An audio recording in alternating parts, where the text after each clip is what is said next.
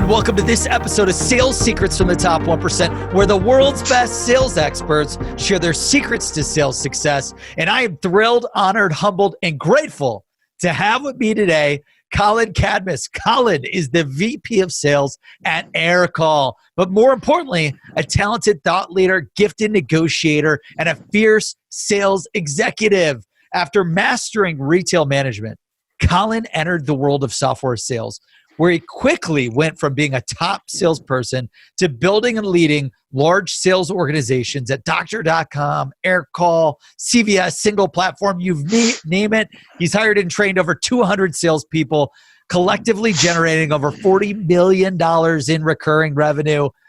Collin, thank you so much for taking the time to join us today. Thanks for having me. I'm excited to chat with you.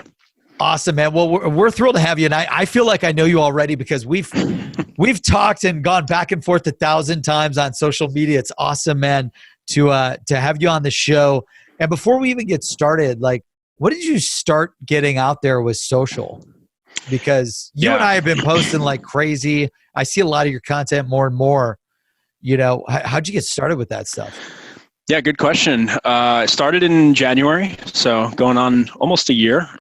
Awesome. Started through actually a conversation when I first started here at Aircall, I started just taking different calls with different consultants in the space, trying to figure out, surround myself by people that can be helpful to me. And one of the things that I knew nothing about and wanted to learn more about was what we could do with LinkedIn. So I got on a call with a guy named Dan Swift from Empire Selling. You may have heard of him. And he basically gave me a challenge. I was a non-believer. I said, this is so corny, right? I think everyone starts that way. They're like, I would never do this. Nobody wants to hear from me. It's cheesy. It's maybe even a little narcissistic. So I was a hater, and he really challenged everything that I said to him about that. And he basically convinced me. He said, give it 30 days. He goes, post once a day for 30 days, and I guarantee you your views will change. And if you put a challenge up against a salesperson, we're going to probably take it. So long story short, I took the challenge. 30 days in, there was a lot of engagement, and it actually turned out to be a lot of fun. Get to talk to people about sales, get to share my thoughts. And, for me, what I like most about it, at least initially, was you can throw an idea out there that maybe is half-baked and maybe you're unsure about. And within a few hours or a few days, you can get thoughts from people across the world that can open up your mind. And maybe it's validating that your idea was great. Maybe it's not so validating and it tells you your idea was shit. And you can learn that really quickly. So that's what got me into it. That's what kept me doing it. And then to this day, it's become a huge recruitment tool for us. It obviously helps us generate a bunch of leads and make connections with people like yourself who we're sitting here, we feel like know each other, and really it's all LinkedIn, right? So all of those reasons are why I started and why I do it. Dude, that's wild. So how many followers or connections do you have, like, from when you started to where you're at now? I think I had next to nothing, right? Probably a couple thousand. I think I'm over 20,000 this week, actually. Dude, that's sick. I love your content. So, like, is all your content original content? And by the way, guys, yes. I know you tuning into the show. This has got nothing to do with the book, but I mean, it kind of does. Like, social media and leveraging social selling is definitely a secret. And I think Collin kind of mastered that. So what do you do? Like, you just wake up and write a badass sales tip, or like, when does it come to you? Because a lot of your content, like, I don't see a lot of, like, it feels very original, very authentic. And that's why I gravitate towards it, because that's how I write. Yeah, so I always write before bed. It's turned into, so I started by doing it like on Sundays. I would draft up a whole bunch of posts. In the beginning, I think it was kind of easy. I had just an arsenal of stuff, and I'd schedule it out for weeks in advance. But it gets harder to be original after doing it for 10 months. But so now it's kind of a before bed ritual. It's like the last thing that I do. It actually really helps me clear my head, takes me away from thinking about work. And so I'll usually either sitting on the couch or sitting up in bed, and I'll have a running list of ideas that just come to me throughout the week that I'll just jot down, and then I'll just see what I feel like writing about, and that's it. Schedule it for the morning. That's awesome, man. Yeah, I just do it like right when it comes to me. I wake up at like 5 a.m. so I'll go work out, and then like randomly, it always happens like on my drive to the gym or like right as I'm running or lifting, like I got this stupid idea of like, oh my God, that's a brilliant sales tip, and I'll type it out or I'll record myself and then type it out later. That's awesome, man. Well, hey, we're thrilled to have you. I mean, you've got an incredible experience, like going from CVS to single platform to doctor.com to now Aircall.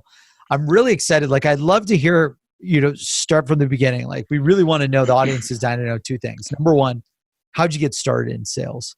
And then number two, everything that you've learned throughout everywhere that you worked. Like, what are your top sales secrets from CVS? What was the biggest thing that you learned and took away from that leveled you up? Biggest thing you learned at single platform, at Aircall, at doctor.com, you name it. And then the last third question is, what is your top sales secret? And we'll kind of just go in chronological order. So sure. How'd you get started in sales, and where are you at? By the way, where are you located today for the audience? Yeah. Union Square, Manhattan, New York City. Awesome, man. Yeah. And did you start selling in New York? Yes, I did. So I grew up in New Jersey, went to school in Rhode Island, and that's what led to the job at CVS, which I graduated in 2008. Dude, I love New Jersey. I know you're from Jersey. Yeah. I'm actually from Ohio, but like, okay. I've got the in whole Jersey, right? State of Jersey invested in my company, like all the VCs and all the angels. So I love it. There needs to be a big startup movement going into New Jersey. Manhattan's too expensive, so I love that you're doing that. Okay, so your background, you start there, right? Yeah. So graduated school in 2008, which, if you remember, was the peak of the recession. This is the worst time of our entire lifetime to graduate school, like literally the worst year. And so I took whatever I can get. I didn't know what I wanted to do. I had done an internship with CVS just through my school. They had a connection with them, and they teed that up. I had to do it to get my final credits, and they ended up offering me a job as an assistant store manager. So I took it. I was just happy to have something to do. I could get my own apartment, move out of the fraternity house, and still stay in my college hometown, or my college town, which was cool because I could still be around all my buddies. So that seemed like a good first step out of school, given the conditions in the economy and whatnot. So I did that for 4 years, ended up managing my own store, which was a really cool experience.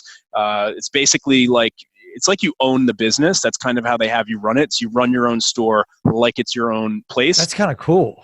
Yeah, it was a lot of fun. I mean, you're managing everything from the P&L to hiring to firing to merchandising to ordering Dude, all of the that's merchandise. That's a lot. And I mean, I bet massive. you they're selling so many damn products every single day.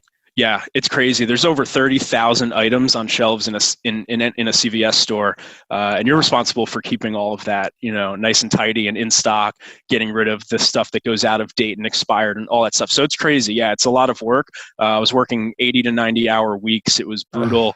You're working nights, you're working weekends, you're working holidays. And did yours stay open for 24 hours or? Mine did not, thank God. I managed 2 stores. One of them stayed open till midnight, which could be brutal. So no, I didn't have to deal with 24 hours, which was nice. Those guys get paid a lot more money, by the way, the ones who manage those stores. That's a big promotion, but also you're going to get phone calls all hours of the night. So at least I didn't have to deal with that. But we did take deliveries that could come at 4 a.m., 2 a.m. That's when you'd get your massive deliveries during the off hours, and you pretty much had to be there for those. So it was brutal to say the least, and the career path would have been, I went from assistant store manager to store manager, which was really awesome. The next step, I would have worked my way up to being a district manager. We get to oversee like 25 stores. You're driving around in a company car, and seemed like a really cool job. That's what I thought that I was going to do. It's what I wanted to do. But I had a change of heart when I started to get into the training program for that. And I started meeting a bunch of current district managers, and I started to see a trend of people that seemed very unhappy. They were not making as much money as you would probably think they were, and their lifestyles were pretty crap. They were driving all over their district, which you're basically in a car all the time, every day. And they would eat a lot of shit, to say the least. I was about to say, just tons of eating garbage and travel, and gosh, that's got to be brutal. It was, and so I looked at that and I said, I don't want this to be my future. And at this point, it was 4 or 5 years later, economy, job market starting to get a little bit better, but to be honest with you, was very depressed at this point. I went into this job, super happy, still had all my college friends around. But 4 years later, they all graduated. They left Rhode Island. And I just woke up one day and I'm like, holy shit, like my social life has completely died over the course of these 4 years. It just slowly disappeared. And I'm working all of these hours and I basically have no friends left here. And now I'm looking at these district managers thinking, this is my future. And it was really scary. And for the first time in my life, I felt like I didn't know what I was supposed to do next. And so I quit. And it was the first time I ever quit anything in my life. It was a really tough decision, but I knew that I just couldn't keep doing this anymore. So I packed a U-Haul. I brought all my things back to my parents' house, unemployed at the age of 26, with nothing but a $20 truck filled with crap, and I came home from CVS. Yeah, mostly, right?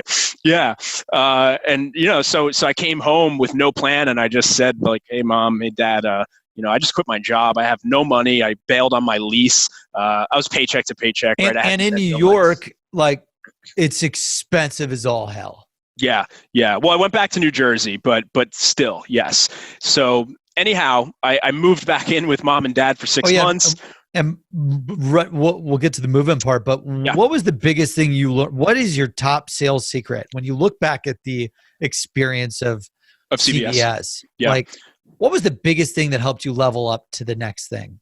Yeah, so I actually think, even though it's retail, right, and it's quite different than selling software, there is definitely something that got ingrained in me that I took away from CVS, and it was their obsession with the customer and doing everything for the customer, and oftentimes at the expense of the employee's wellness. But it was that level of obsession over just doing everything to delight a customer that I have taken with me since then. And so I'll touch on that a little bit later when we get into like Aircall and how I've carried that with me. But do you have an example like that you could that was like an epiphany to you, where like, damn, they just do whatever it takes to please the customer?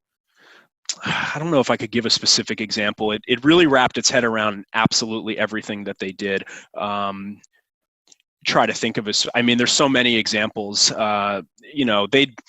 It was kind of, you ever hear the stories about Nordstrom? They said that the first Nordstrom building used to be a tire shop. I don't know if you've ever heard this. No, So I don't know if it's even true, but I've heard this is like a customer service thing. Nordstrom's known for great customer service. So the very first Nordstrom store, according to this saying, used to be a tire store. And some old lady bought her tires there. And then it turned into a Nordstrom.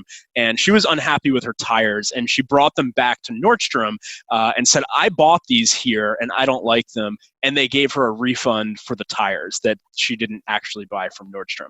Now, I don't know if that's true. I've heard that for years, and it was something that they used as an example when they trained us at CVS. Oh, that's cool. That always stuck with me. And the point was that, any opportunity that you have to win over a customer, you do whatever it takes, because the cost of losing them is so much more. That was the mindset there, whether it meant taking a refund or, biting the bullet on, you have a wrong price tag on an item and it cost $50, but it was sitting on a shelf with a $2 label. You don't want to lose that customer, right? So you're going to lose the $50 instead. So, of course, there's, I guess, in real business, there's limits to that. When you're CVS, you can get away with it. So I took that away with me, and it's always stuck with me, because I really do believe that it's the little details that often get overlooked that impact everything in a sales process or in a customer experience. I actually posted about that this morning, that sales, I think, is 90+% about the experience. It's less about the product. It's less about the features and the benefits. It's less about the price. It's the experience from start to finish of someone encountering your product, seeing your brand, going through the trial experience or the sales process, and then obviously the entire customer journey after that. I think that that's what people pay for today, especially when you're in a crowded space where there's competition, and it's you can't win on features, right? We all try to, and we have to try to, but you're really not going to win on features. You have to win on experience, and that's where a salesperson can really make a difference. Yeah, that's awesome. I went off on a tangent there, but no, I love it. It's all about the customer experience and how do you maximize that. And it sounds like that was the biggest secret that you took away from CVS. So zooming forward, you come home, and I've been there before. You come home, you've lost everything. You'd mentioned you're 26. You've got $20. Go ahead. Tell us what happened. So I did 6 months of soul searching. I think I spent probably most of my time on like Tinder trying to find a girlfriend or something. I moved back to Jersey. Half my friends were gone too. So I had been gone for 8 years at that point. So anyhow, I had no clue what I wanted to do, right? I just did this 4-year thing in retail, which I had never planned to do. I always knew in the back of my head that I could be great at sales, but what does that mean, right? Where do you start? What are you going to sell? That could mean so many different things. How did I end up in software sales? So I was fortunate. I have a really awesome brother-in-law, and he's in sales. He's a classic sales guy. He sells advertising space, makes a boatload of money. At the time, he was working for College Humor. He was the director of sales for those guys. That's awesome. Yeah. So Did you love it? Absolutely. I stayed there for 10 years. Yeah, it was an awesome job. And so it all started for me when he said, he knew I was just soul searching, trying to figure out what to do. And he knew I'd be a sales guy deep down. So he said, come to work with me one day and just check out the office and meet some of the people there and just see what it feels like. And so I went there, and in the back of my head, I'm thinking that maybe he's going to give me a job. But anyhow, I went there, and I could not believe my eyes. He walked into this office. They had been acquired by IAC, which is this enormous conglomerate. So this is the coolest office you can ever imagine. You got people dressed in casual clothes. You've got ping pong tables. You've got bottles of booze everywhere. I had never seen anything like that in my life, right? I'm coming from CVS, where the corporate headquarters is cubicles and carpeting and zero noise, So I couldn't believe my eyes. Everyone's having fun. Everyone's making lots of money. They're dressed casually. There's like toys and stuff in the office. So I knew right away, like I just like a kid in a candy store, right? Like I need this. So of course I asked him for a job. He said, absolutely not. You have no experience. But at least he said, go get a job cold calling. Yeah. I mean, look, he brought me there to inspire me. I didn't realize that in the moment. I thought he was going to give me a job, but he said, go find a job at another startup making cold calls every day and go from there. And so I did exactly that. That's what led me to Single Platform. Just went on LinkedIn, found a company that was in a really unique position because they had been around for only 2 years. I think I know one of the guys from Single Platform. Isn't it the guy that went to Adam Liebman or Wiley Cirilli? You probably know Scott Britton from Troops. Scott Britton, that's what I'm thinking of. Scott. He did this Single Platform thing. Did you work with Scott? For sure. Yeah. Scott was there in the early days. So worked with all those guys. So I started the month after they got acquired for $100 million, which was a really cool time to start. What type of revenue were they doing when they got acquired for $100 million? You ready for this? Less than $1 million. Shut the front door, dude. Yeah. And this was, just so the audience knows, Single Platform. They put menus and business infos right on the web so that they're searchable, easy to find. And they were doing less than $1 million a year or a month? Less than $1 million a year. Yeah. I mean, that's not bad. 100x. It's unbelievable. What's the sales secret to selling a business doing $1 million a year for $100 million? Yeah, so the CEO Wiley Cirilli is Superman. I mean, he is the guy who's great at everything. He is the nicest guy you ever meet. You fall in love with him the second you start talking to him. He was one of the very first salespeople at Seamless.com, Seamless Web. So small world, world. So he dropped out of college. His story is really interesting. He got working for Jason Finger, who's the founder of Seamless.com, the food ordering app. And so he scaled their entire sales team all across New York. He built that thing from the ground, basically.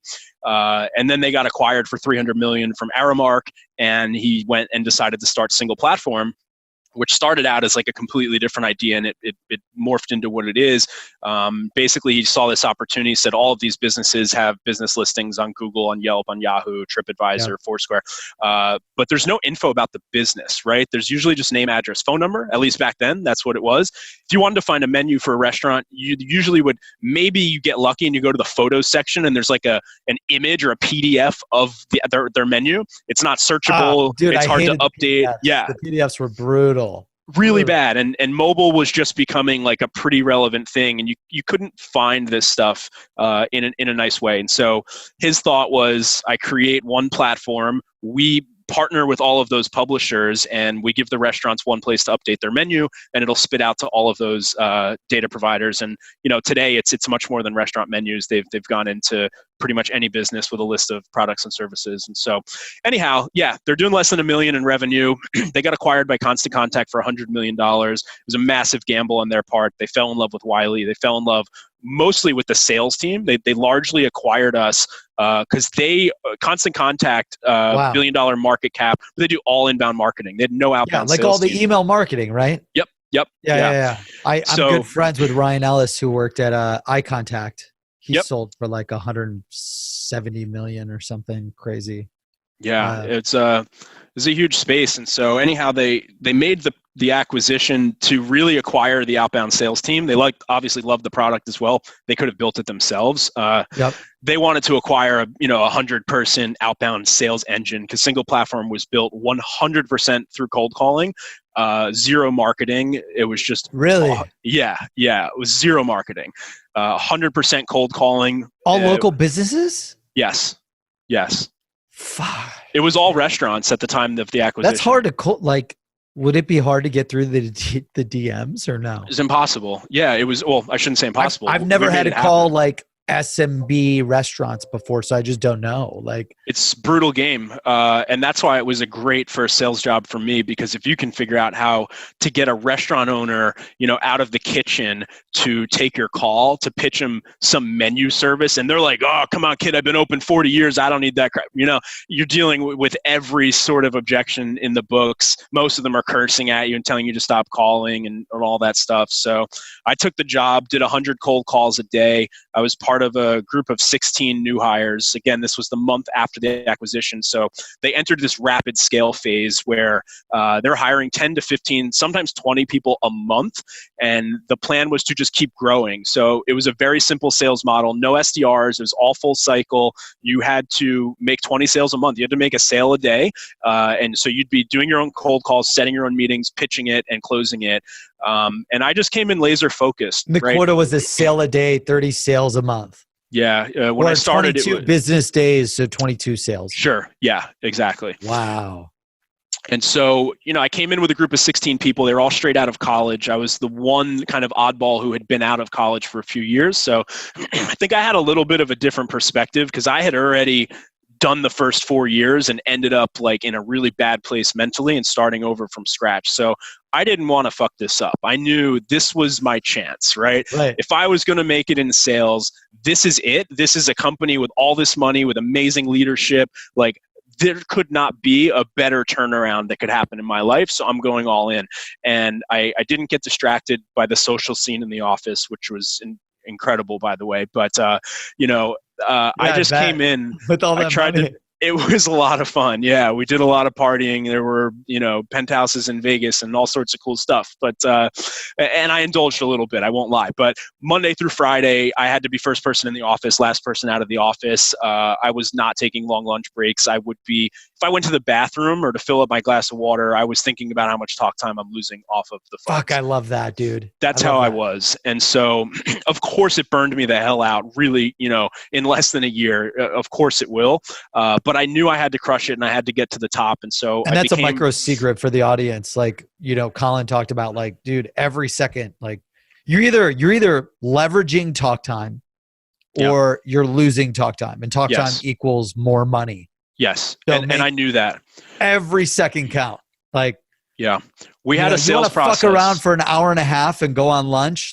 Dude, you're going to probably miss, I don't know, however many connects, which lead to however many appointments, which lead to however many sales. Collin's just working through lunch. When he uses the restroom, shit, I probably just lost 3.5 minutes of a connected call that I could have got in another restaurant at. Whatever. It's an unhealthy mindset to some extent, but I knew that I didn't have to do that forever, right? I knew that. I don't think that's unhealthy. To me, that's just normal, and maybe I'm fucked up. But there's a balance of it, right? I will say that we burned people out there, putting this kind of pressure, and I think you need to have a little bit of a balance of it. I took it to an extreme that it was not sustainable. Like I'll admit that. And I manage my teams a little bit differently here. And I encourage them to like maximize the time that they're in the office, but working from, and I don't know if you agree with this or not, but if I have guys coming in at 6 a.m. and work until 9, 10, 11, 12 every night of the week, like I know they're going to crash and burn. Like you can't really live like that. But if you're doing it for the first year as an SDR to prove yourself and to get on top, and in my case, I was doing it as an entry-level rep who knew there were going to be leadership opportunities. The company's growing so fast. My number one objective in less than a year was to be the best rep there. So when those opportunities came, I'd get one. And that's what it was for me. I wasn't worried about burning out because I knew I'm not doing this for the rest of my life. I'm trying to get to the top. And so in my very first month there, still in training, I became the top rep on the team, and I remained a top salesperson for the next 10 months, and finally was able to convince the VP of sales to hand over the responsibility of training and onboarding to me. And Sweet. That was my catapult into sales leadership. And I realized pretty quickly I got to kind of pair up, my experience from training at CVS into now knowing how to sell. I got to put those two together, and it was a lot of fun. I hired, I think, 150 people in like a little over a year. Wow. It was massive. People, yeah. And it's really cool because I get to keep tabs on all of those people on LinkedIn, and many of them are directors of sales today. Some of them are VPs of sales. Multiple of them have been through really successful exits as well. And it's so cool to like think back to, I interviewed that person straight out of college and taught them how to make a cold call. So it's a lot of fun, and it's cool to see kind of the single platform mafia, What do you think was the secret for the first year? Like, what were you doing that had you go from brand new to number one? Yeah, it was an SDR. It was the laser focus and the relentless work ethic. It was my life, right? I wasn't worried about, getting home in time for dinner or, making plans for the weekend. And again, that's why I say it's not sustainable, but I was trying to redeem myself for 4 years that got me into a bad place. And so I was willing to sacrifice, a lot of my personal life for it. And so that's what it was. And I don't think that can work for everyone. If you're married or you have other responsibilities, like you could not have done what I was doing. And again, you can't do that forever. So you have to have a light at the end of the tunnel if you're going to do that, I think. But yeah, that's what it was, because the sales process, I think I'm a great salesperson, but the sales process was a science. Adam Liebman, the VP of sales, crafted alongside the CEO, Wiley, this ridiculous sales process. It was 100% scripted out, and all you had to do was execute that play. I love that. The more times you did it, the more money you made. And I just knew that's the way that it was. 100% a numbers game in that sale. So and when you say they scripted it out, like, what do you mean? Walk me through that. Yeah. So everything from the cold call to the presentation, everything was 100% scripted. So I guess I'll share an actual specific here. So what was absolutely brilliant about what Wiley and Adam put together with the cold call. And Adam, by the way, as the VP of sales, he came in for 9 months before they hired anyone. And Wiley took him, he used to work at Yext. He was the director of sales training. Genius. Yext. Yep. I love it. They're on our, they're a customer of ours. We love them. And so he said, if you can come figure out how to scale a sales team here, how to build a repeatable process, we'll build this entire company around you. He said that to Adam. And so Adam came there, 9 months of pounding the phones himself to figure out a script that worked. And they iterated and iterated and iterated until they found a way to get through to restaurant owners. And the cold call script was, let's see, I probably remember it exactly to this day. So it was, hey, Brandon, I manage the menu program for TripAdvisor. We're selecting top restaurants in Newark right now to feature their menu on TripAdvisor. We were considering Seamless Restaurant, but I have to interview the owner first real quick to make sure that you guys are a good fit. Is the owner around? So they were completely flipping the script. We were not calling to sell something. And that's when we started to get through to people. We said we're managing the menu program, and we tested out different publishers, TripAdvisor, Yelp, Google, whatever. And we said, we're considering featuring your menu on that website. I have to interview you to see if you're a good fit. And I'm calling to set up that interview. And I'm only covering Newark for a few days, so I have to do this now. The urgency. Yeah, so the urgency was there. If you want to get your menu on all of these sites, you need to take this interview. And so we were not jumping into a demo or a sales call, and it sounds a little bit sketchy, I guess, but it really worked. And so we'd schedule those meetings for the next day. We would never take them on the fly. We're considering featuring you. Featuring your menu on TripAdvisor or Yelp, whatever. We tested different of our partner sites. Now, single platform, you guys would push the menu to these sites? Correct. Got it. Yeah, and we were at the time the only way to get your menu on that site. Because now there's competitors. But so anyway, then we'd get them on the phone for the next day, and we would say, again, we manage the menu program, blah, blah, blah. Need to ask you a few questions. We jump right into an interview, which is really our discovery. Right? Yeah. So, hey, how long have you owned the restaurant? How's business for you? What nights are slow? Where could you guys use more business? So now they're telling you they need more business, and there's your ammo right there. You ask a handful of questions, but the idea is you're doing discovery, but they're also selling themselves to you because they feel like they want to be accepted into this thing. And so you have completely flipped the script. Instead of every sales call that they receive, where you're immediately telling them, hey, I sell X, Y, and Z. I want to take 5 minutes of your time. Click, they hang up.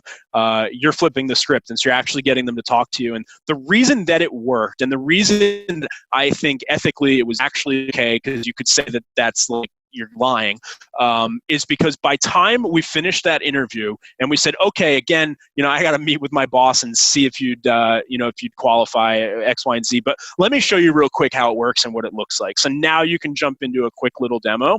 And we just had a few slides. We didn't even go into a live demo. It was just showing them, hey, here's what you look like on Yelp today. Boom, here's what it would look like with your menu. Here's what you look like on Google. Boom, here's what it looked like with your menu. And you go through a bunch of these publishers and just talk about the power of that system, and then show them like, hey, if you change the price of chicken parm, you do it right here on single platform, and boom, you hit it out. And then we throw out some stats about how restaurants with the button are more likely to get clicked, and et cetera. And then, so now at this point, they're salivating at the mouth, like, I need this for my restaurant, right? They forget completely how you even got on the phone with them in the first place. Basically, they want to sign up. And we actually, in the early days, we would not sign them up on that call, even if they're asking. We would stick to our story and say, we'll call them back and let them know if they were approved. And then we'd call them back the next day. Congratulations, we're really proud, blah, blah, blah. And then close the deal. So that was the secret sauce to getting restaurants to pick up the phone and talk to you. Dude, I love the pitch. And then, was it hard to customize it, personalize it to the company? Like, how long would it take for you to pull the stuff from Yelp, Google? I feel like there's a lag time in trying to get that data into the deck. We didn't customize anything. It was a stock deck. Everyone used the exact same deck. So would you say like, hey, here's what you look like on Google? You would just go to Google and show them. No, it was just an example of a restaurant. Like, here's what you would look like on there today without the menu. Got it. Okay, so you're not doing like personalization where you're showing them now versus what it would. No. Got it. Cool. Sometimes, yes, I should say that wasn't in the scripted process, but for sure they'd be like, no, I have a menu on. All right, let me pull up your listing on Google real quick right now. So that's where you go a little bit off script. But that's so cool. And the founder and the sales VP, they scripted out just everything. And hey, guys, just follow the scripts. Yes. You had to follow the script no matter what. And this is where, it is a balancing act. And if you talk to Adam about scripts, he is an absolute believer in them. And it's how he scaled the company so quickly. I'm a psychotic with scripts. Like, I wrote 12 script books. I love scripts. I think they're critical. It's the only way that you can make sure that you're putting your best foot forward every single time. And when the problem is you get those great salespeople who come in, and I'll admit I was one of them who would go off script and do my own thing sometimes once I got really good, and it would drive Adam crazy. And so they'd put me in the seat, like in the back corner where like no one would hear that that's what I was doing. And to some extent, when you get big enough, you want people like that because then you can iterate on your script and learn from them. You can A/B test different ways and different scripts. Yeah. But so we were really, really, it was almost cult-like how bought into the script the entire company was. And it came down to the 1-week training program that everyone got put through, which I eventually took over. But Adam really wrote the playbook on that, and I learned it all from him. By the time you got out of that 1-week training, you were so obsessed with this company, with this leadership, with this script, and how brilliant it was that you just wanted to go out there and do it. And once you saw that it worked, you were pretty bought into it. And at that point, it was just how many calls are you going to make and how much money are you going to make. Wow. Yeah, that's incredible. And what would you go through the 1 week training? Like, what was sliced up every day? Yeah. So the first day of training was really to get you bought into drinking the Kool-Aid of the company. And so it was mostly a breakout of Adam giving maybe some high-level intros of sales. Again, eventually I took this over. And then you'd get to spend like an hour with the CEO, an hour with some of the co-founding members. So you kind of got these private little chats with these super successful guys who all, by the way, just got filthy rich the month before because they had this massive acquisition. Yeah. So you got these super cool young guys coming in here. You know, you can tell that like they're living real good right now. And they're just telling their incredible stories and getting you really pumped up. And most of these people are straight out of college. So just like, this is a dream, like to be a part of this. And there was a lot of partying every Friday. We'd have a really big party in the office. So yeah, I mean, when you got 100 mil off a mill, I mean, I'd be partying every day. Yeah. So that's awesome. So what is the top sales secret from single platform? Yeah, I guess it would go back to the script, right? And the scripting, the biggest thing you took away. Yeah, the biggest thing from single platform was have a really repeatable process. That's how you're going to scale really smoothly. I will say that my views on that have altered a little bit over time after selling different things. We were selling a single feature product at single platform. So it was incredibly easy to be 100% scripted. And by 100%, of course, when you're battling objections and whatnot, like you're going on different talk tracks and stuff. But that was as scripted as I think a sales process could ever get. Moving into selling something like Aircall, where we have 30 to 40 different integrations, we're selling into we're vertical agnostic, right? We're selling into anything from e-commerce to we could sell to you, a SaaS company. Yeah. So you can't be 100% scripted doing that. There has to be a lot more training around separate talk tracks and different ways of tailoring the demo. And so that's what I've learned over time is you can't rubber stamp the single platform playbook on every single business. Well, Aircall could work for pretty much like anyone that's using a phone in a business. Yeah. Yeah, so the range of conversations that you'll have is much wider than just talking to a bunch of restaurant owners where you're changing pizza to fried chicken or in your script, pizza to Philly cheesesteaks from Jersey or wherever. Right, that's pretty easy to fill in the blank on a script. That's awesome. Okay, cool. So you scale at single platform, and then I know you left single platform, I believe, to go to doctors.com, right? Yes. Yeah. So single platform, fast forward, we got to the end of the 3-year period after the acquisition, which if you know about acquisitions, usually, everyone's got their earn out. So they start to leave, founders leave, VP leaves. And at that point, I thought it was opportunity for me to take the VP sales role. So I got super excited and put myself in the running. And they immediately said, no way. We're hiring someone with like 15, 20 years experience. So I knew I was at the end of the road, which was fine. It was a good journey. Time for me to go. And at the time, the founder of Single Platform became a VC for, I think it was first round capital. And so he made 1 million introductions for me right away to a bunch of founders. And I found my way to doctor.com where I got to go in to a very similar business. They had a partnership network like Single Platform of all of these different sites that doctors would publish their listings on. And instead of syndicating menus, they were syndicating patient reviews across this network. And so I'm like, wow, this is almost identical to what I just did, except in a different vertical. They were doing, very small revenue at the time, but they had a proven model and they knew they were ready to scale and they wanted to grow out a sales team. So it was my chance to kind of go do what Adam did at Single Platform. And I got really excited about that. So I took the job, went in and built the team out. Built the team from, I think we had 4 reps when I started, scaled it up to 50, built out an SDR and AE 50. team. That's huge. Yeah, we went up to 50. It was mostly all inside sales in New York City. I also had it varied, but anywhere from around like 10 different people that lived all over the country that would travel strictly to trade shows on the weekends. we would attend over 70, sometimes upwards of 80 trade shows in a year. The healthcare industry, doctors go to these trade shows, they have to get certifications and all sorts of stuff. And so the easiest way to get FaceTime with the doctor is to go to those trade shows. And so we had a whole team that did strictly that. They just traveled around on the road, did a lot of business there. But then we're really trying to scale out the inside sales model, because trade shows, we maxed it out. There were no more shows that you could even go to. Yeah. I mean, we took it as far as it can go. So, and they're really expensive. So grew that out. Yeah. And then when you were selling at doctor.com, like, what was that sell like? Because you're selling to physicians to do marketing automation for their practice, I assume, or what? Yeah. So very similar sales process, except, the scripting was very different. You can't, that playbook wouldn't work at doctor.com. And yes, I did try it actually. So I'll give you kind of two answers here. One is a big failure that I had when I first went to doctor.com, and then I'll talk about the sales process. So I went into doctor.com very ignorant, first time VP of sales. My only sales experience is single platform.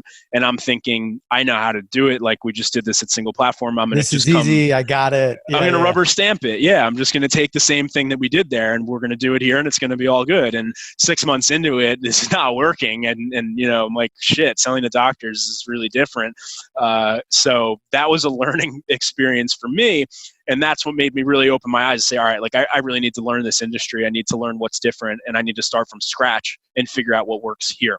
And so my number one tools quickly became the people that were working there before me, right? And figuring out, instead of trying to show them everything that I learned at a different company, I needed to really look at that backwards and try to have them show me everything that they've learned at doctor.com.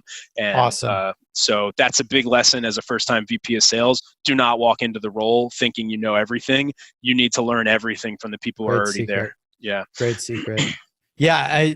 So what did you have to change the script? So you couldn't be like, hey, I'm thinking about featuring your practice in healthgrades.com before we do that. So that one failed.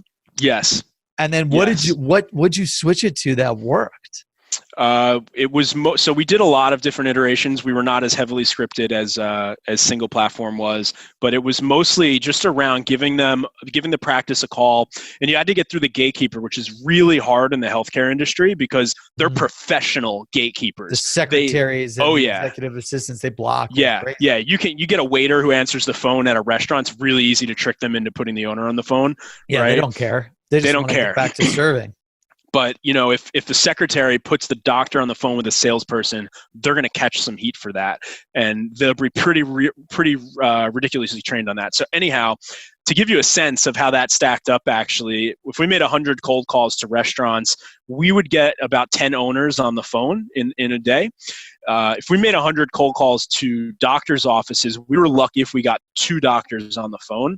And so in order for that business model to work, we had to charge more for the service, right? And that's the way that we were able to make it work, is the service was significantly more expensive because the success rate, the connect rate was much lower, but that was okay. Doctors actually have more money to spend, and the perceived value for them to get new patients through the door is actually a lot more than just getting a new customer through the door of a low margin restaurant. So that's how the business worked. But anyhow, the cold call, or the approach there was pretty much getting on the phone and understanding if they're accepting new patients, and letting them know that we have patients in our doctor.com network that we're looking to refer out to practices. We'd like to chat with the doctor to see if he's accepting these types of cases. That's hilarious, because everyone's accepting new patients. Of course. You get the very few who are not. Are you accepting new patients? Yeah. Do you guys have open spots in your schedule right now? Are you taking new patients? We have X number of patients in Brooklyn searching the doctor.com network for an orthodontist in your area. We'd like to refer them over to you. And so that's how we'd pivot into the technology talk, which was... I love your sales scripting, because it's never once like, hi, John, this is Collin at doctor.com. We help doctors, blah, blah, blah, blah, blah. XYZ, can we set up an appointment? It seems like everywhere you've gone, you've got this like creative way to get in the door.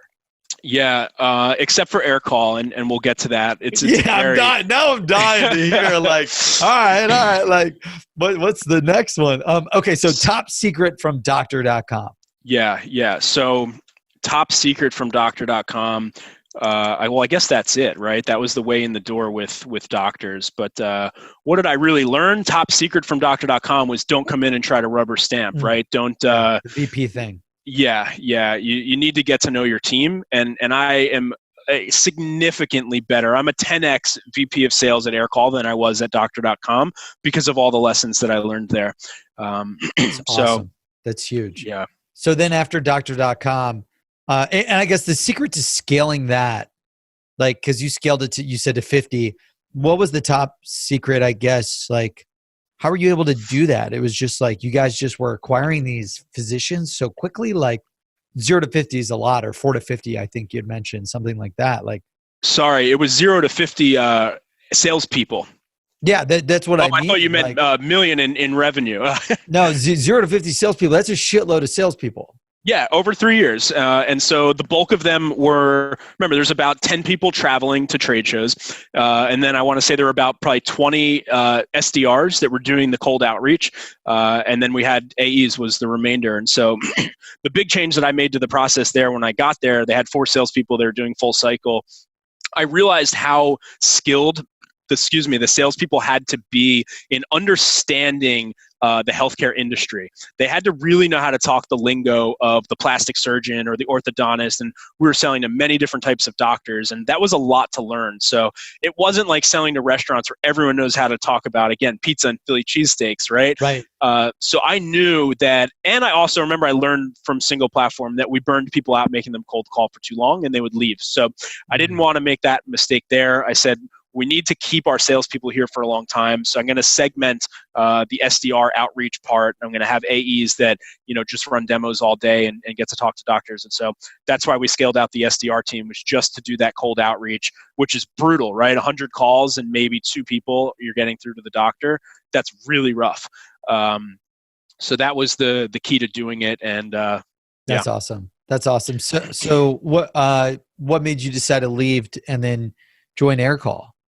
Yeah, this is I think you asked in the outline of this, my greatest failure. I would say my greatest failure in life was exactly leaving that. What I did after I left doctor.com. So I got really cocky. I doubled the revenue there. My team and I doubled the revenue there 3 consecutive years. We went from 2 to 4 to 4 to 8. Right. Or sorry, we went from 4 to 8 to 16. And so, I started thinking, I know how to do this. I just need a product, and then I can own the bulk of the company, and I can do this myself. I should be the founder. I should not be over here for, VPs of sales you don't get all that equity, and it's not preferred stock. And, you start to think like, I'm the one actually growing the business. And so I got really cocky, really ignorant, and I decided that I should go try to start my own company. I had this idea, and I was going to do a company that was going to do HIPAA compliant text messaging for healthcare. And there's a few players out in the space. None of them are really crushing it at the time. And I said, I know all of these salespeople that sell to doctors. I know the space really well. And I know a bunch of technical people, and building a texting app's actually not that hard. Yeah. Again, ignorant, right? I can do it through Twilio, and it can't be that hard, and whatever. I'm going to go do this and build this thing and make a bunch of money. And so so I left after 3 years to go do that. I spent 8 months trying. And the biggest mistake was thinking that all of the things that founders like yourself do are really easy. It's not that I thought they were easy. It's just that I thought that I could do them in a short amount of time. And finding a technical co-founder, first of all, is incredibly difficult. Yeah, I don't care how many friends. Yes. Years. And I thought that'll take me a few months. I know all these engineers. I'll go pitch my idea to them. I'll convince them, like I'll sell them, right? But you try to convince someone to give up their stock options, to leave their company, to bet their entire life, give up their salary on your dream, not their dream, on your dream, so that they can come be number 2. That's a really difficult thing to do. Yeah, and so hard.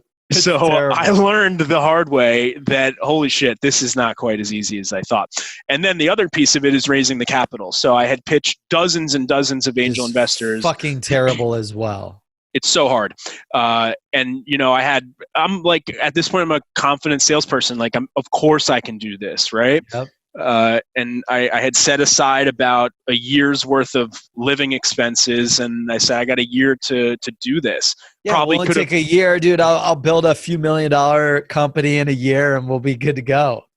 If only it were that easy, right? So, 8 months into it, and I'm at this point, I'm getting really burnt out. I'm sitting in my apartment, working alone every day on this thing, making so many phone calls. It's brutal, and pitching all these VCs, and they're all like, "Collin, I love you. It's a great idea. I believe you're going to kill it.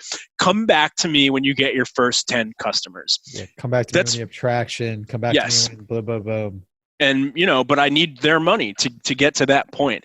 Yeah. And so it came down to, am I going to spend my own money to build the MVP? I knew at this point my only option is to contract it out, get an MVP built, sell it myself, and get traction. And then I believed I probably could have closed some seed investments, or angel investments rather. But I didn't want to write that check. I spoke with a lot of people who've done it in the past, and they all said contracting stuff out is really risky, and you'll get, the product will be half as good as what you thought, and you'll pay twice as much. You just have to rebuild it. Like, it'll get you maybe the first stage, and then you'll have to rebuild it because whatever. Yeah, it's funny, dude. That it's wild. My second business in 2007, after I made like 10 mil on my first business, I launched a text message marketing software, and I lost everything I fucking owned called with the short codes and the text message software shit. And we tried to sell it. This was in flip phones. So Twilio didn't exist. iPhones didn't exist. I lost my ass in mobile, and it was the worst 3 years of my life. So shit. I can relate to like just that experience. And then Seamless, pitching 337 VCs and building our product of the Google for fucking people. I get it. It's like, it's terrible. And all the shit, finding a tech co-founder is terrible. It's venture so hard, funding's terrible. No, but no one talks about that. Like, you see it in the headlines. It looks because Brandon, nobody wants to tell you. And I went through this after I was so fucking ashamed and embarrassed because I was smart enough to not brag too much. I didn't like put on my LinkedIn founder and CEO. Like, I was at least smart enough to not do that. But anyone in my close life knew that I was obsessed with this thing, and I believed it was going to be the next greatest thing. And I went through a real period of depression after throwing in the towel on that, of thinking like where do I go from here? And I need to admit that I just completely failed, and I completely oversold myself, and I can't do this, right? I'm not ready to do this today. Maybe someday I will be, but I don't have the right people around me to do it today. And I'm running out of money, and I don't want to be poor. I don't want to be the founder who's living on his friend's basement. You don't want to move back to your mom and dad's I couldn't do it again. No, I had already come too far, right?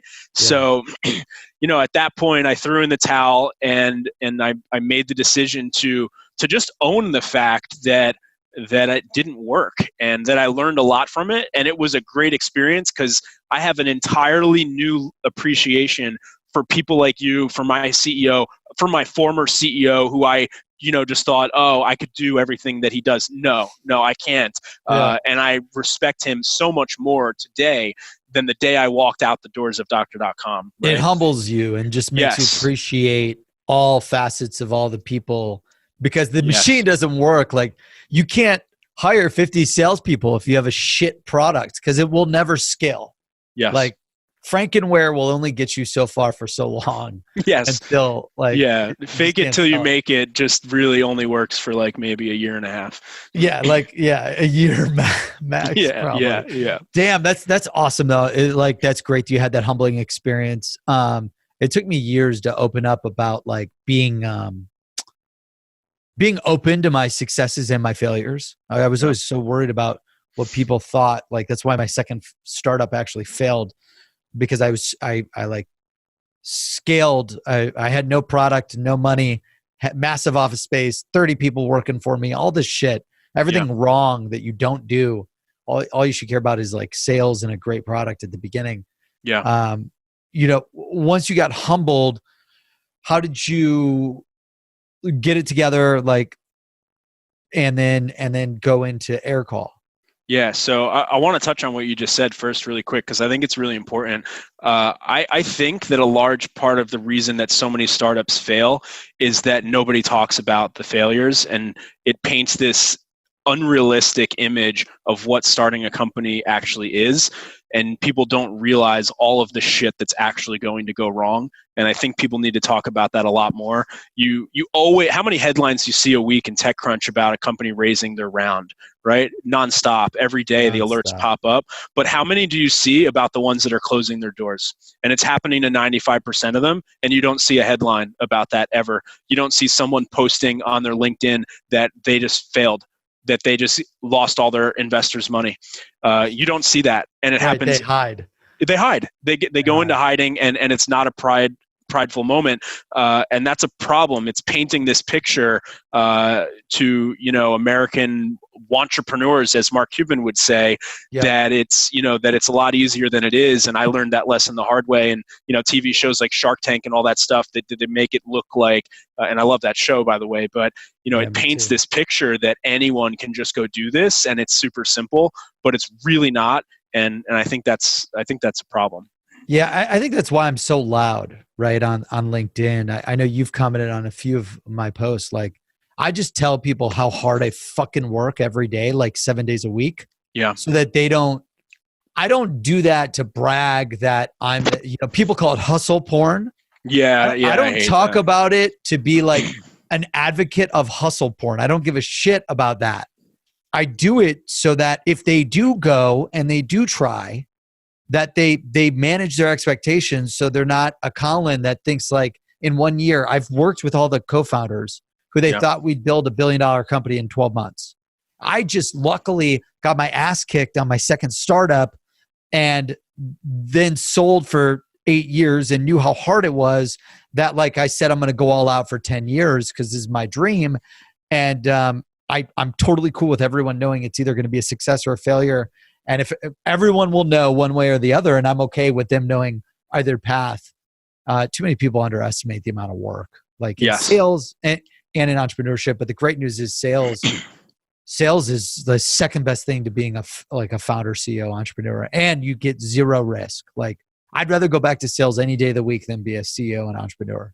Yeah, and that was exactly the decision I made 8 months into trying to be a founder, CEO. I was burnt out, and I wanted that paycheck back, and I wanted to be working around people again, right? I was in my bedroom, in my apartment for 8 months, just on Zoom calls. Yeah. Rewriting my deck and speccing stuff and meeting with consultants and whatnot. I just wanted to go back to doing what I loved. I knew that, I felt like I was kind of going back to the mindset that I was in at CVS, and I had come so far. So I said, this is the wrong path. I got to fix this fast. And how'd you connect with Aircall? Timing happened to be really good. Found out about Aircall through 2 different people at the same time. So I had reached out to just some recruiters in the space, and they mentioned Aircall. And I knew Adam Liebman, who VP Sales from Single Platform. I remembered seeing on his LinkedIn that he did some consulting, and Aircall was listed on there. So I called him up and asked him about the company, and he recommended it a lot. He spoke really well of it and said he'd be happy to introduce me and all that sort of stuff. So got put in touch with Ali, our CEO here, and went through the ringer of an interview process, and the rest was history. Dude, that's so sick. That's so sick. Yeah. So what attracted you to Aircall, though, over all the other companies that you probably were interviewing with? A few things. So one was, it was very different from what I had done before. I had done the small to medium, storefront business sale now twice. I did not want to do that again. I wanted to do something different. So first I'm thinking, all right, I want to sell enterprise software, but I had no enterprise software experience, so I wasn't getting those jobs. I was getting the first interview, but I wasn't getting past that because they want someone that has done long sales cycles.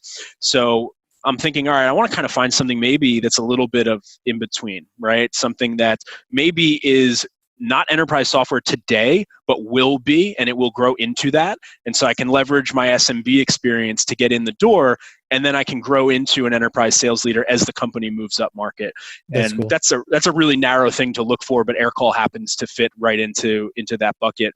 And side by side that, the other reason, and of course I fell in love with the company and the founders and all that stuff, but I really, really liked the product. And the reason for that was when I started as VP sales at It's a beautiful product. It's amazing. It's the really UI sexy. UX is beautiful. I'm in a different space and I've used screenshots and I said, hey guys, look how this looks. Yeah. Let's lay some of our stuff out, similar, the UI UX is beautiful. Thank you. Yeah, the design of it is incredible. And I went through, I think, a year and a half at at Doctor.com of having to implement a phone system for my sales team. We were bootstrapped, and we had no sales ops people or anything at the time, and I got burned so many times by I won't name names here, but I got burned by a handful of companies and had really bad experiences and had my reps complaining about bad all call these quality. Different dialers, you mean? Yes. You were buying Yeah. and just a shit. Yes. Yeah, it was a shit show, and it consumed a lot of my time. And so when I heard about Aircall, obviously I was already kind of I would say a mini expert on the industry because I had to be on the buying end of that. I have known about every competitor. I've demoed them, trialed them, learned all of the ins and outs of it. So I knew exactly what to look for with Aircall to see if it really was good. And I had not known about Aircall at the time that I was signing up for stuff, 3 years prior at Doctor.com. But anyhow, so the first thing I did is I said, I want to test out the product before I even take this interview. I signed up for a free trial and I was blown away, like you said, by the UI, the experience, the call quality was fantastic. And so I felt really good going into it. And I was just kind of passionate about, as weird as it sounds, the phone system business, because I had been burned by it. And it was exciting, that I would be able to sell to people in similar roles to myself. That I thought was really cool because I was selling to restaurant owners and whatnot, but now I can go sell something that my team actually uses. Everyone always says you got to be passionate about what you sell. But let's be honest, most salespeople are full of shit when they say that, because you can't be passionate about something that you don't use. I really believe that. Yeah. Maybe there's exceptions, but I believe it. I love the cars, and if you're selling a car, I'm a big Mercedes guy. Ever since I was 18, bought my first Mercedes when my first startup that was a 2-door hardtop convertible. Nice. Ever since then, I'm just a Benz guy. If I'm going and selling something else, I'm lying to myself. So you don't go and sell something you don't love. You wouldn't buy yourself. I believe as well. Yeah. Yeah. So, after selling restaurant menus, and I'm not a restaurateur. Restaurant owner. Yeah. And then selling stuff to doctors. And it's we're making it easier to access healthcare. That sounds great. Right. And sure, I can say I'm passionate about that, but that passion is not real. You believe in it. You're doing something good, but you've never had that pain. You can't relate to system, you had the pain of fuck, man, I've got 50 salespeople. They need this good sales tool. Yeah. And it keeps slowing us down. It keeps killing us. Yeah, exactly. So, then obviously I came in and met the founders and fell in love with the company. And they're in that SMB space, moving slowly up market. So it was perfect for me. And also, I guess another piece is really exciting. It's actually a French-founded company. So I get global experience. Yeah. So we have a big office in Paris. Awesome. And I get to work with people that are from all over the world, which is really cool. I'd never done that before. So, so awesome. Obviously traveling to Paris is pretty cool too. And when did you come on board at Aircall? What number employee? Oh, what number employee? God, I don't know. This company was pretty big. They had raised 40 million at this point. Series B, right? Yeah. Series B. I have no idea what number employee I was. I know that I was, it was in New York City. I was probably around number 40, give or take, in that ballpark. Companies that approaching 250 now. 40 employees and raising that amount of money, like that's crazy. That's a lot. Well, there's another 100 some odd in Paris. Got it. Okay. Yeah, US only, you were saying. Yes. Okay, cool. Yeah. So we're awesome. we're approaching, I think, 250 employees today. That's crazy. That's incredible. And the company was founded in 2014, guys. So like this is a new, like, 2014, when we're at 2019, that sounds like a really long time, but it's not. That's only like a few years to build a 200 to 500 person company. And by the way, taking a French-founded company and bringing it into the United States and making it successful is like 10 times harder than just building a company in the United States and making it successful. You have everything counting against you, from investors to customers that want to do business with the US. It's really, really, really, really hard to do it. And they managed to do it. And, I'm just helping to amplify that success, but they had already, the traction was already here. We're part of a lot of accelerator groups that deal with a lot of French startups, and I've gone and done meetups and talks with them and stuff. And it's the challenges that they're up against are enormous. And somehow we've managed to pull it off. And I think it all comes down to a lot of things, but just having absolutely amazing product really has been the backbone of it all. It makes it easier. Yeah, it sure does. So how many salespeople did you come into the company with? About here in New York City, we had about 5. Okay, so this is like small for you again. Like, okay, I'm gonna start small and then I'm gonna scale up. That's awesome. And then what are you guys at today? Got about 30 people here in New York today. That's awesome. Is it a 15-15 split, like 15 SDRs, 15 AEs, or how does that work? We actually have 7 AEs and about 25 SDRs. It's about 2 SDRs for every AE. Yeah. Makes sense. I especially for that vertical. Right. Like the IT. It's a lot of outreach. What I didn't know going into this, and I didn't know a lot because it's a completely different type of sale. And first of all, 70% of our leads come inbound to us, which is pretty incredible. Yeah, you and I, first company, for me, like I'm reaching out on LinkedIn. Hey, I have too many inbound leads. They keep booking appointments on my open calendar. I don't know how to fucking solve this problem. I've never had it before in my life. And like, I remember you told me, you're like, hey, go check out this scheduling tool. Yeah. So it could automate as AE ownership and scheduling. Chili Piper. Yeah. I'm trying to figure out like, how can I qualify, then let them book? Like it's a night. I still don't have it solved, but it's a good problem to have, Brandon. Yeah. Like inbound, great. So 70% of your stuff is inbound. So you probably have a lot of SDRs dedicated inbound. So only 2, actually. We only need 2. Well, and we have some in Paris as well. But so our inbound can only scale so far, and they tend to be very small leads, and we'll probably hit diminishing returns at a certain point. So we're going to keep scaling it. We'll also get a lot of deals through our integration partners. Because we integrate into Salesforce, into HubSpot, and so they'll refer a lot of business over to us, and we're going to continue to grow that. We also just hired a VP of channel sales, which is like a whole like old boys club world in the telecommunications industry. Yeah, and there's an enormous play there. So we're breaking into that space as well. But outbound is the one thing that can just scale continuously with no limits. Limited. Yeah, the market here is we'll never be able to even take half of it. So there's no limit there. So we're really trying to master the outbound, and that's my big focus right now. Now, are you guys focused on SMB? Are you focused on mid-market? Are you focused like what's the play? Like you start with 5 employees. Like I'm thinking, I'm the VP of sales with you. I just got Aircall. We're from France. No one knows who we are. There's 1,000 dialers. Mm-hmm. Where the hell do I start?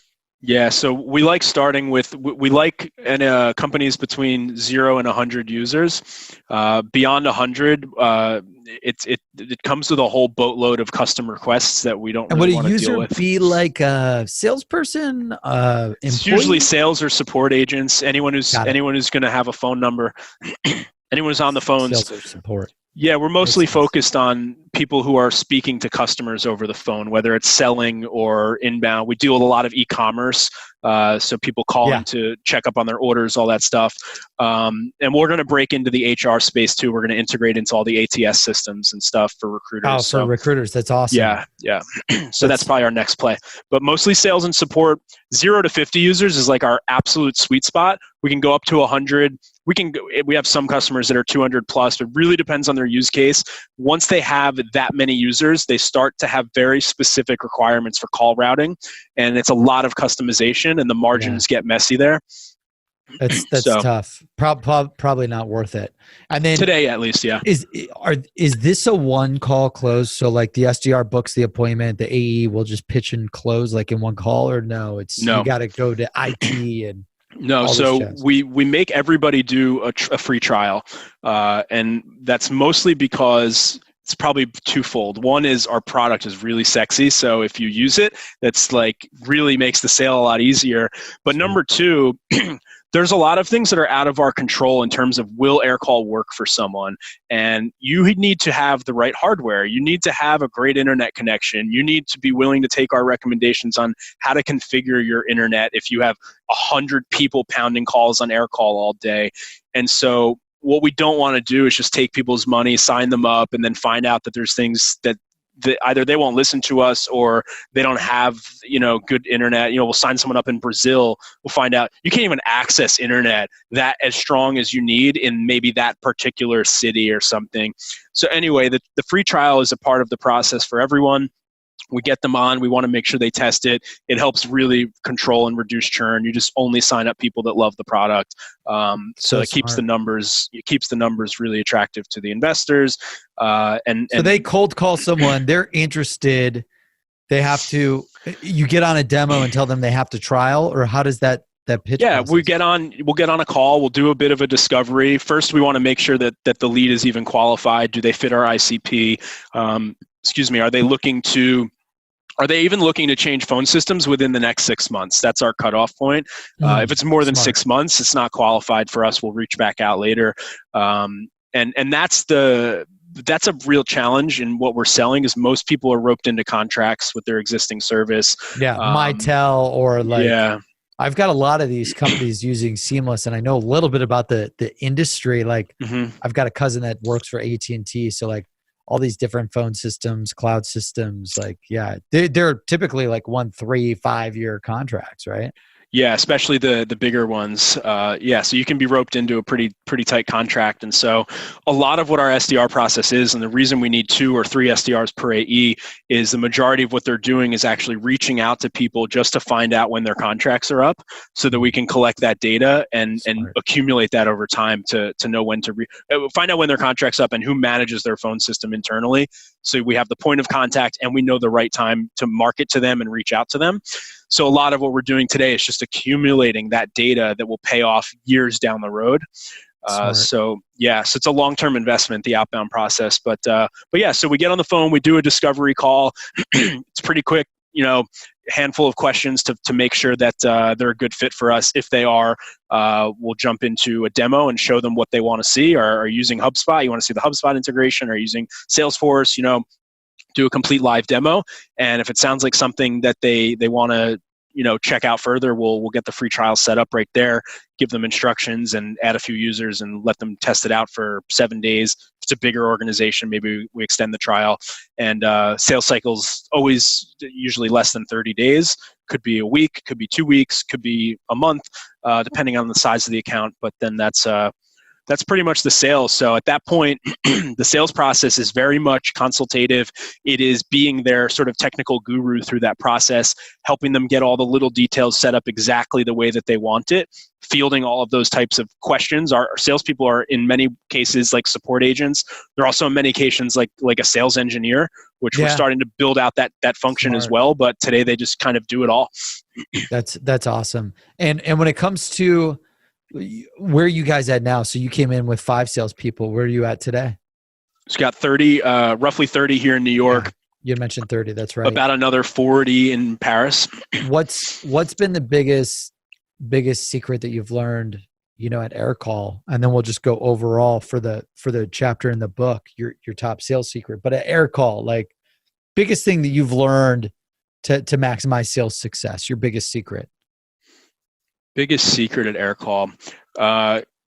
Might not be a secret, but I would say biggest difference from what I was doing in the last two companies is understanding that selling this type of technology is incredibly different than pushing some, marketing tool down an SMB owner's throat, basically. You have to be actually concerned about helping them, because if you get someone to sign up for something like this, they need to use it every day. And if they don't, or they're going to churn, right? And if it doesn't really solve their problems, they will churn really, really fast. The value of a service like this, which is just like yours, is you can't BS it. You can't skirt around the bush. You can't make some ridiculous ROI report that shows them, some crazy buttered up marketing metric. They're either going to like it and it's going to perform for them, or they're not. And so the mindset of the salesperson is quite different. Whereas selling, a marketing solution or the types of things I sold in the past, you're really just focused on this brute force sales effort to, just convince everyone that they absolutely need this or they're going to go out of business soon because everyone's doing it.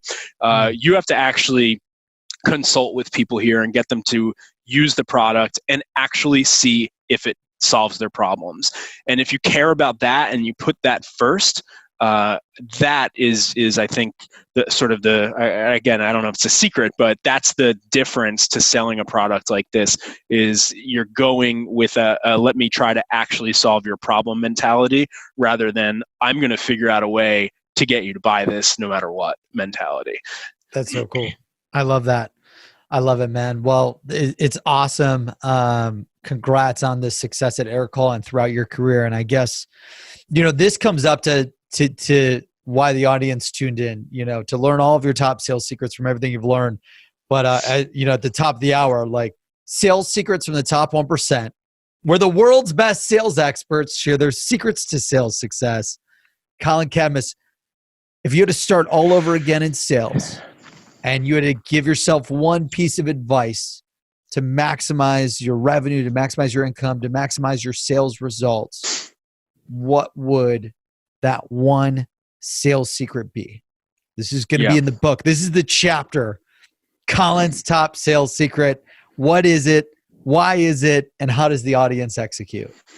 Yeah, so I thought a lot about this, and it's so hard when people ask you one, right? So hard. To narrow it down to one. And if I thought about it for another 24 hours, I'd probably change what I'm going to say, and every day I'd probably keep changing it. But where my head's at today on answering this question, and this I think applies to all salespeople and even beyond salespeople, you need to focus all of your energy, your mental energy, your physical energy, every hour of your workday on things that are 100% in your control. And if you do that, you will be significantly more successful than the people who don't do that. And what I mean by that is there's no perfect product, there's no perfect selling environment, there's no perfect manager, there's no perfect training program. And it is very, very, very easy when you're taking on the burden of carrying a quota and having a number to hit every single day, every single month.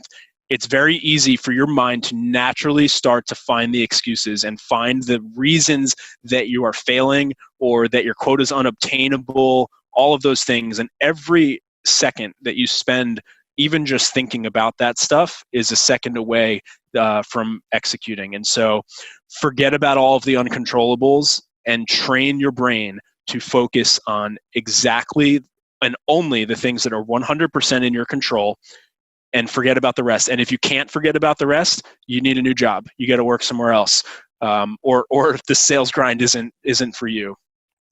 I love that. So the title of this is going to be "Obsess Over What You Can Control."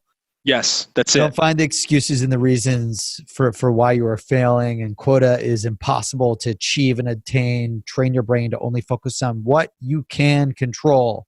Yes, because it's easy to play the blame game. It's because so of the easy. product, it's because of the team, it's because of the season, it's because of the month, it's because of the rain, whatever bullshit you're going to tell yourself.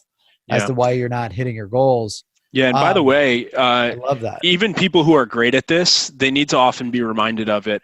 Some of my best salespeople, and even me, myself, I know, and then I just gave you this piece of advice, and there will be a moment in this week where my brain starts to go to an excuse, and sometimes you have to check yourself. I think what a great sales leader, great sales manager, or CEO, or whoever, your job is to constantly help people stay focused on that and remind them of those things, because it's a natural instinct to find those excuses. You really can't avoid it. You can get really good at trying to avoid it, but sometimes it's going to happen.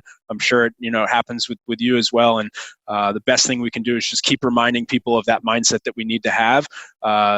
Sure, something broke on the product this week. Sure, maybe our Salesforce glitched out, or something happened, but we can everywhere you're going to have those problems. Yes. No matter where you're at. If you're at Aircall today, wherever you go tomorrow, you're going to run into the same thing. Nothing in this life is perfect. Yeah. And keep going. No, I was just going to add that it's a hell of a lot of fun, and it's really enjoyable to work around the people who brush those things off. And it's miserable to work around the people who focus on those things. I completely agree. I try to actually get rid of the people. Like, we have really this no negativity, no bullshit, no complaining policy. Like, that doesn't mean that I don't want to understand the problems that are at the company holding us back, because I'm obsessed with finding anything that slows down the growth and automation and scale of the company. I'm obsessed with solving. Yeah. But if you're just going to sit there and complain about some bullshit, it kills everyone. Yeah. And it's always like, if you've got a team of 10, it's always one or two people on the team of 10. So if you've got 100, it's always like 10 to 20 people out of the 100. Right. And when you see that those people, not only are they not performing, but then they start slowly bringing other top performers down because of the negativity or the excuses. Yes. That's when you're like, dude, you got to go. It's so contagious. Go. Yeah. And you got to train people too, because you want that feedback, right? But they need to bring it in the right way, and they need to be willing to share it and then move on and get over it. But I try to train people to come to me with a proposed solution first. Same here. Right. Otherwise, what's the problem and what's the proposed solution? Yeah. Now, I would get sometimes like, well, what if I don't know what the solution is? I'm like, that's okay. Like, throw out some ideas. Sure. Like, come with some ideas. They could be right or wrong. It doesn't matter. Like, because they know when they come to me with a problem, I'm just a solver. I'll try to solve it. Yeah. The point is, right? The point is, put some thought into it before you go take time away from your manager. Something like, something just goes wrong in the heat of the moment. Like, don't be the person who's constantly rattling that stuff off. It's such a time suck for yourself and everyone around you. Put some thought into it, and maybe you'll come to the conclusion in 30 seconds. There's actually nothing anyone can do about that. And then for the audience, just because they're now thinking like, okay, I should only focus on what I can control. How do they execute this top secret? So your best advice for them, like, obsess over what you can control. Like, how do they today, right now, apply this secret for the future? Yeah. So it comes back to how you manage your time, right? So first, start out by just writing a list to yourself of what are the things that are 100% in your control that will have the greatest impact on your success in your role. And let's say for an SDR, right, that's making a lot of cold calls, that's researching the right people, it's cranking out a bunch of emails, it's making LinkedIn requests, it's those basic sales activities. So you know what those things are. Usually they're pretty straightforward. And then you need to manage your schedule. You need to block out your time and stay disciplined and say, Monday through Friday from 9 to 12, I am, cold calling the East Coast. From, 12 to 1, I'm eating lunch, or, work out of a rigid routine and structure your day in a way that it's scientific. And then your results become repeatable. And then, if you are doing something outside of that schedule, there's a good chance you're probably doing something you shouldn't be doing, and possibly doing something or wasting time on something that's not in your control. So manage your time, figure out what to focus your time on, then structure your schedule and stick to it. I love that. And that kind of brings you back to the days at, not CVS, single platform, right? Single platform. Yeah. Our calendar. Talk time. I'm losing talk time. It was very rigid there. Well, once you figure it out, right? Once you find the process, and we give a recommended, daily structure to our SDRs here, but we give them flexibility. We don't micromanage it. Some of them may find that something works better for them. However, if they're underperforming, that's when we're going to guide them back to what we know works. But you got to figure out what works for you, get in a rhythm. And, it's like making cold calls. If you come in and say, I have to make 100 calls today, and you make 2 calls now, and then you're checking your texts, you make another call and you're on Facebook, like the day is pretty hard to tackle that way. And your cold call is probably going to suck. But if you come in and you say from 9 o'clock to 11 o'clock, I'm going to make 20 cold calls. My notifications on my phone are off. My Slack is closed. And I am only singularly focused on those 20 cold calls right now. You become significantly better at your job. And that's how you can get the inputs and outputs to be very predictable of your day. And then, if I just stick to this schedule, I'll hit my numbers. And you bake into that schedule the mental breaks that you need. Maybe you need that 5-minute walk to the coffee machine after those 20 calls. Maybe you need, we actually have a pretty lunch-focused culture here. I think it comes from our European roots that we take a long lunch break, and it's very encouraged. And if you eat at your desk here, it's very much frowned upon. I think I saw that one of your sales guys, the free lunch thing in New York or whatever, right? Yeah. So, it was weird for me to adjust to that initially because, I'm a guy who usually ate at my desk and thought about the lost productivity. But I actually see the trade-off here is really worth it. The time that we spend together, and we always, normally sit with people that are like on different teams we don't normally work with, and we have people here from France, from the UK, from Australia, like because of the European side of the business, we just have people from all over the world. So you get to hear these crazy stories and hear different experiences. And it's a big piece of our culture, those lunch periods. And so everyone pretty much leaves their desk at 12 o'clock. Everyone goes and buys their lunch to whatever they want to buy, but we all come back here and eat together. Which is pretty cool. I forget how I got off onto that. No, dude, I love it. I love it. I mean, it's just getting control of what you can do, how to manage your time effectively. And you've even given me advice because I post a lot about how hard it is, the hustle, for entrepreneurs, for salespeople, just because I don't want you guys to quit. And you even challenge me like, hey, are you investing your time on the best things that maximize the results? Or are you worrying about different things that you can't control?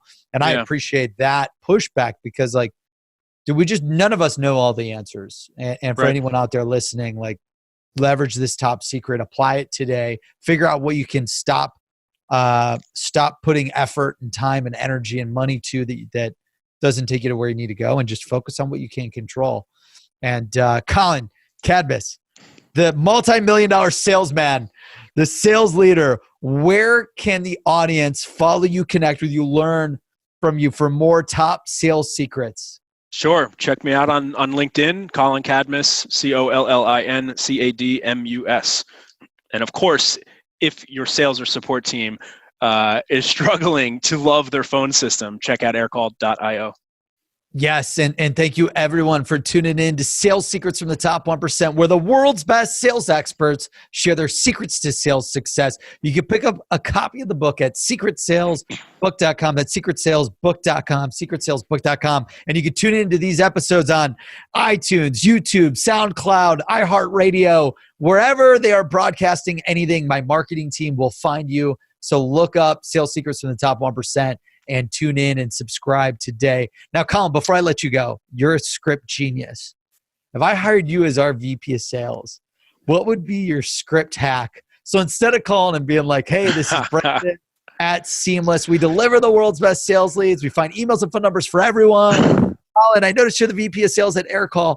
What would be a badass script hack? Oh shit! It would take months to figure that out. To be honest with you, and you're just getting me thinking about that. You're in a crowded space like we are, right? We both are. Yeah. Yeah. I think the two most common cold outreaches that I get on LinkedIn are people selling data, leads, and recruiters trying to offer their services. It's tough. Right. I could not come up with the answer to that right now on the spot. It would take months of testing.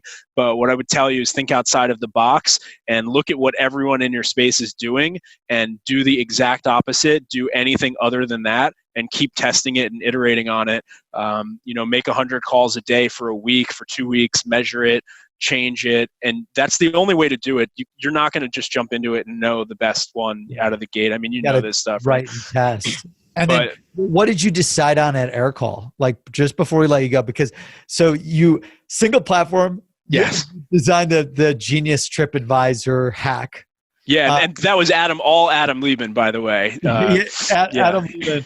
And then, doctor.com, it didn't work. And then you had to switch some things. Like, what is working for you guys with your sales scripts over at Aircall? Because you said, we're both in a crowded space. So what's been kind of breaking through there on the phones? Yeah, it's very different. It's almost the complete opposite of anything like that. It's really straightforward. We make a phone call, and the first objective is to find out who manages the phone system internally, which person in the company owns that. Is it their IT person? Is it their VP of sales? Is it their VP of success? Whatever. Very first objective is just to figure out who that person is, and then try to obviously get on the phone with them, get the introduction to them, whether that's through email or through a cold call. That's the first objective. So it's really straightforward. We just say, hey, I'm Collin from Aircall, trying to get in touch with whoever manages your phone system. And then from there, it's again trying to find out who they're currently using for their phone provider. Are they happy with it? Is there any pain point right out of the gate? And are they stuck into a contract? And so it's a very straightforward approach. And it really comes down to just finding those couple bits of information out. And from there, I will tell you that it's an industry where, despite all of the competitors and some of them being massive, the average person is not happy with their phone system. And once you get the right person on the phone, it's such a high rate of them will start rattling off complaints. They give you all of the ammo that you need. And so it's a lot easier in that regard. The hard part's getting to the right person. But once you get them on the phone, they have a boatload of complaints, and then you pivot to just, giving them a quick teaser of, we do what we call vision matching, right? So they tell you, here's my problem, right? The integration with Salesforce doesn't work. We got to log our calls manually. And then we do what's called a vision match, where you're saying, okay, cool. Like if we were able to log your calls automatically and save you that 2 minutes per call, is that something that you would check out today? And so you're taking their vision of solving their problem and you're matching it to a statement, tying to, getting them to commit to just going the next step, getting on the next call. So it's pretty straightforward. It's very much a Sandler process, you could say. Much less creative. It's really the traditional stuff actually works best here. No, that's awesome, man. Yeah, and what's cool is like even in a commoditized market, like we both are in, we're doing things different and innovative, and like you said, like no one's happy. Yeah, no one is. Oh, no one's happy with their data provider. No one's happy with the phone. No one's happy with the data. I mean, I wasn't happy. That's why I burned 4 years of my life and almost $10 million on building Seamless. So I get it. Like I was the customer and you were the customer of Aircall. So we can relate, which is awesome. But everyone, thank you again for tuning in. Go follow Collin on LinkedIn, subscribe. He posts amazing content, pretty much every day or every other day. I know every day. And to the advice. So make sure you follow Collin. Check out secretsalesbook.com, and we'll talk to you next time, guys. Thank you.